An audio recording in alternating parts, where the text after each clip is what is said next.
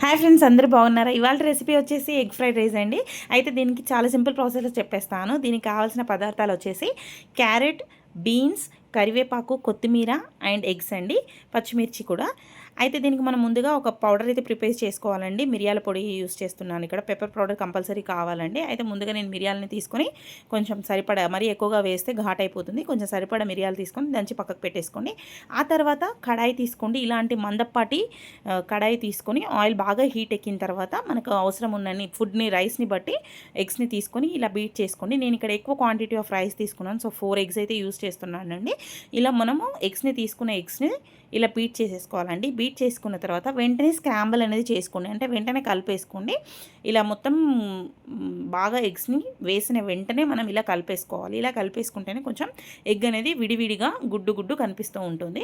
So మనం ఇలా same నేను చూపిస్తున్న విధంగా స్క్రాంబుల్ చేసుకొని ఎగ్ మిశ్రమాన్ని అంతా ఒక ప్లేట్లోకి తీసుకోండి. అయితే నేను ఏ విధంగా అయితే చూపిస్తున్నానో సేమ్ అదే విధంగా చేయండి. అచ్చం మన చైనీస్ ఫాస్ట్ ఫుడ్ సెంటర్స్లో ఉన్న టేస్ట్ అయితే తప్పకుండా వస్తుందండి. ఇలా మందపాటి కడాయి తీసుకోవడం వల్ల మనకు మాడిపోకుండా ఉంటుంది, రైస్ అనేది చాలా బాగుంటుంది. అవునండి, డిషెస్ వల్ల కూడా మనకు రుచి అనేది తేడాగా ఉంటుంది. ఇలా ఫ్రైడ్ రైసెస్కి ఖచ్చితంగా చికెన్ ఫ్రైడ్ రైస్ కానీ, ఎగ్ ఫ్రైడ్ రైస్ కానీ ఇలాంటివి ఇనుపటిది మందపాటిది కడాయి యూస్ చేయడం వల్ల చాలా బాగుంటుందండి. అయితే మనం స్క్రాంబుల్ చేసుకున్న ఎగ్స్ని ఆ ఎగ్ మిశ్రమాన్ని పక్కకు పెట్టేసుకోండి. ఆ తర్వాత అదే కడాయిలో కొంచెం ఆయిల్ హీట్ ఎక్కిన తర్వాత ముందుగా మనం కట్ చేసుకున్న క్యారెట్, పచ్చిమిర్చి, స్ప్రింగ్ ఆనియన్స్ ఉంటే స్ప్రింగ్ ఆనియన్స్ యూస్ చేయండి. నేను ఇక్కడ లేవు ప్రస్తుతానికి, సో యూస్ చేయలేదు.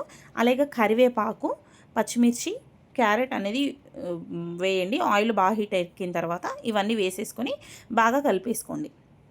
ఇలా మనము కట్ చేసుకొని వేసుకున్న వాటిల్లో కొంచెం సాల్ట్ వేయండి, ఎందుకంటే త్వరగా సాల్ట్ వేయడం వల్ల ఏమవుతుందంటే త్వరగా మనకు సాఫ్ట్ అయిపోతాయి, మగ్గిపోతాయి త్వరగా.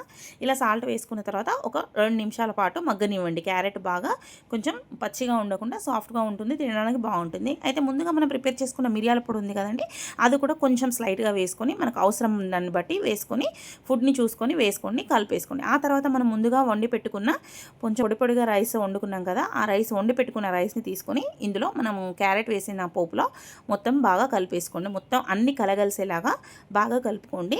అయితే మనము ఈ మిశ్రమాన్ని మాత్రం బాగా కలుపుతూ ఉండాలి, మొత్తం అడగంటకుండా బాగా కలుపుతూ ఉండాలి. అయితే మనం ఎగ్ ఫ్రైడ్ రైస్కి మెయిన్గా మనకు కావాల్సిన పదార్థాలు వచ్చేసి వెనిగర్ అండ్ సోయా సాస్ అండి. అవును, అవి ఖచ్చితంగా యూస్ చేయాలండి. అవి ఖచ్చితంగా లిటిల్ బిట్ యూస్ చేస్తేనే ఆ టేస్ట్, ఆ ఫ్లేవర్ అనేది యాడ్ అవుతుందండి. అయితే మనం ముందుగా దీంట్లోకి రైస్లోకి కొంచెం కారపొడి, వేయించిన ధనియాల పొడి, కొంచెం పచ్చి ధనియాల పొడి, అలాగే గరం మసాలా, కొంచెం ఘాటు తినే వాళ్ళైతే గరం మసాలా ఎక్కువ వేసుకోండి. ఎగ్ ఫ్రైడ్ రైస్కి అంత అవసరం లేదు, కొంచెం స్లైట్గా వేసుకోండి. అలాగే కొంచెం చిటికెడంతా మసాలా మనం ప్రిపేర్ చేసుకున్నాం కదా, ఏదైతే పెప్పర్ పౌడర్ ప్రిపేర్ చేసుకున్నామో ఆ పెప్పర్ పౌడర్ కూడా వేసేసుకోండి. అయితే మనం దీనికి మాత్రం మెయిన్గా రైస్ అనేది చాలా పొడిగా ఉంటే బాగుంటుందండి. ఎగ్ ఫ్రైడ్ రైస్కి సేమ్ ఫాస్ట్ ఫుడ్లో లాగానే టేస్ట్ అయినా, మనకు చూడడానికైనా రుచి బాగుండాలన్నా, చూడడానికి అలా ఉండాలన్నా కానీ మనం మెయిన్గా కావాల్సింది ఇనుము కడాయి తీసుకోవాలి. అలాగే రైస్ అనేది కొంచెం పొడిగా వండుకుంటే బాగుంటుంది, మెత్తగా వండుకుంటే అస్సలు బాగోదండి. దీనికి ఎగ్ ఫ్రైడ్ రైస్కి ఖచ్చితంగా మనం ఎంత పొడిగా వండుకుంటే అంత బాగుంటుందండి. అలాగే ఇవన్నీ కలగలిసిన తర్వాత మనం మిరియాల పొడి వేసుకున్న తర్వాత ముందుగా బీట్ చేసుకున్న ఎగ్స్ ఉన్నాయి కదండి, ఆ ఎగ్స్ అయితే వేసేసుకోండి. ఆ ఎగ్ని స్క్రాంబుల్ చేసుకున్నదంతా మొత్తం రైస్ అంతా పట్టించేలాగా ఒక 2 to 3 మినిట్స్ మాత్రం కలిపేసుకోండి. ఎందుకంటే కారం, ఉప్పు, ధనియాల పొడి అన్నీ రైస్కి సరిపడా కరెక్ట్గా పట్టాలి అని అంటే ఖచ్చితంగా మనము ఒక 2 to 3 మినిట్స్ మాత్రం కలుపుతూ ఉండండి. ఇలా కలుపుకున్న దాంట్లో చిన్నగా కొంచెం స్పూనడంత వెనిగర్, అలాగే కొంచెం సోయా సాస్ యూస్ చేయండి. మరీ ఎక్కువగా యూస్ చేయొద్దు ఇలాంటివి ఐటమ్స్, కాకపోతే ఇవి ఉంటేనే ఆ ఫ్లేవర్ అనేది బాగుంటుంది కాబట్టి యూస్ చేయాలి ఖచ్చితంగా. And 1 table spoon of vinegar and 1 table spoon of soya sauce అయితే యూస్ చేయండి. అయితే సోయా సాస్ని వెనిగర్ వేసిన తర్వాత ఒక 2 to 3 మినిట్స్ అయితే మనం రైస్ని బాగా కలుపుకోవాలండి. అలా కలుపుకున్న తర్వాత మొత్తం బాగా కలుపుకున్న తర్వాత లాస్ట్కి మనము కొంచెం కొరియాండర్, కొత్తిమీర వేసుకొని బాగా గార్నిష్ చేసుకోండి. ఇక వేడిగా అప్పటికప్పుడు మార్నింగ్ బ్రేక్ఫాస్ట్లోకి మన పిల్లలకి స్కూల్కి పంపించేటప్పుడు బాక్సులకైనా, నైట్ ఏమి కర్రీస్ లేనప్పుడు ఇలా ఒక 10 మినిట్స్లో ఫాస్ట్గా చేసుకోవడానికి చాలా బాగుంటుందండి. ఇంకా దీనికి మనము గార్నిషింగ్కి ఆనియన్స్ అండ్ లెమన్స్ యూస్ చేస్తే ఇంకా బాగుంటుంది. అయితే ఇప్పుడు మనం చూస్తున్న ప్రాసెస్ అంతా వితిన్ 5 to 10 మినిట్స్లో చాలా ఈజీ ప్రాసెస్లో అవుతుందండి. ఎవరికైనా నా వీడియో కనుక నచ్చినట్టయితే ఖచ్చితంగా లైక్ చేయండి. అలాగే మీరు ఇంకా ఏ విధంగా వేరే ఏమైనా యాడ్ చేస్తారా అనేది నాకు కమెంట్ సెక్షన్లో కమెంట్ చేయండి.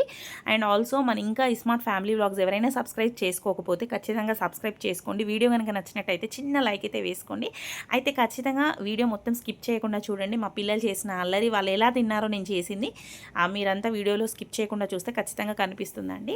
అయితే మా పిల్లలకి మాత్రం నేను చేసిన ప్రతి వంటని వాళ్ళకు అవ్వగానే ఖచ్చితంగా టేస్ట్ చూపిస్తానండి. ఏదో ఒక రకంగా ఇది బాగుంది ఇది బాగాలేదు అన్నది కాకుండా వాళ్ళకి చూపిస్తే తినేలాగా ఉండాలి.